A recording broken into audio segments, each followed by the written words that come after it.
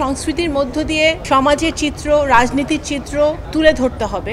সংস্কৃতি দিয়ে ৭১ সালে পৃথিবীকে বাংলাদেশের কথা জানিয়েছিল। মুস্তাফা সরোয়ার ফারুকী একজন নির্মাতা হিসেবে উনি অত্যন্ত গুণী একজন নির্মাতা। উনি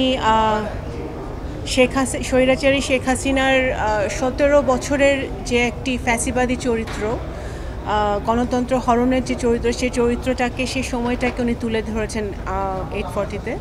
আমি ওনাকে সাধুবাদ জানাই, সংস্কৃতি মন্ত্রণালয়কেও সাধুবাদ জানাই। আসলে আমরা ১৭ বছর ধরে যুদ্ধ করেছি, বাংলাদেশ জাতীয়তাবাদী দল যুদ্ধ করেছে, অনেক নেতাকর্মী আমাদের এরকম অন্যায়ভাবে আহত হয়েছে, নিহত হয়েছে, গুম হয়েছে। আমাদের ছাত্র জনতা, আমাদের ছাত্রদেরকে আমরা হারিয়েছি, বিভিন্ন শ্রেণী পেশার মানুষদেরকে আমরা হারিয়েছি এই জুলাই আগস্টে বিপ্লবে। এবং এই বিপ্লব, এই আন্দোলন তো বহু বছর ধরে চলছে। এই আন্দোলনে বহু লোককে আমরা হারিয়েছি। সিনেমাটা দেখতে দেখতে ওদের কথাই আমার মনে হচ্ছিল, যাদেরকে আমরা হারিয়েছি, যারা অন্যায়ভাবে এই স্বৈরাচারী হাসিনা সরকারের অত্যাচারের শিকার হয়েছে, কথা বলতে পারেনি, মুখ খুলতে পারেনি, বিভিন্নভাবে তাদেরকে ব্ল্যাকমেল করা হয়েছে, দুদককে অন্যায়ভাবে ব্যবহার করা হয়েছে। এই জিনিসগুলোই কিন্তু আমাদের আশেপাশে মানুষ এবং আমাদের জীবনের সাথে যে জিনিসগুলো ঘটেছে, এই ছবিটা দেখতে দেখতে আমার সেটাই মনে হচ্ছিল। আমি আশা করব যে সাংস্কৃতিক একটা বিপ্লবের প্রয়োজন আছে। সংস্কৃতির মধ্য দিয়ে 1971 সালে, এটা ডিসেম্বর মাস, 1971 সালে মুক্তিযোদ্ধারা মুক্তিযুদ্ধ করেছিলেন, আত্মাহুতি দিয়েছিলেন দেশের জন্য, স্বাধীনতার জন্য, সার্বভৌমত্বের জন্য। ঠিক একইভাবে কিন্তু সাংস্কৃতিক জগতের মানুষরা সংস্কৃতি দিয়ে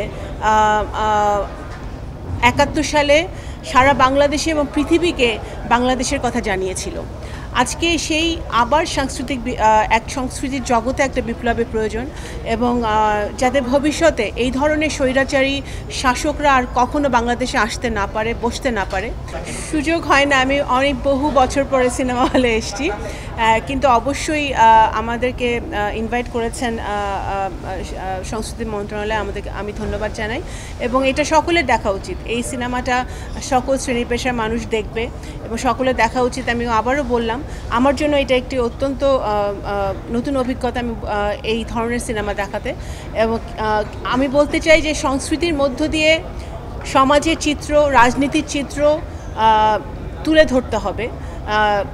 একইভাবে এটা যেন মানুষের মনে এমনভাবে দাগ কাটে যেন ভবিষ্যতে আমাদের ভবিষ্যৎ প্রজন্ম, আমাদের ভবিষ্যৎ রাজনীতিবিদরা যারা রাজনীতি করছে, সমাজে বিভিন্ন সেক্টরে আছে, তারা যেন এই সকল দুর্নীতিপরায়ণ কাজ থেকে দূরে থাকতে পারে, একটি নতুন বাংলাদেশ গড়তে সাহায্য করবে। আমি মনে করি এই ধরনের সিনেমা বা এই ধরনের সংস্কৃতির কাজগুলো। তো সুতরাং আমি মনে করি এটা একটি ভালো উদ্যোগ।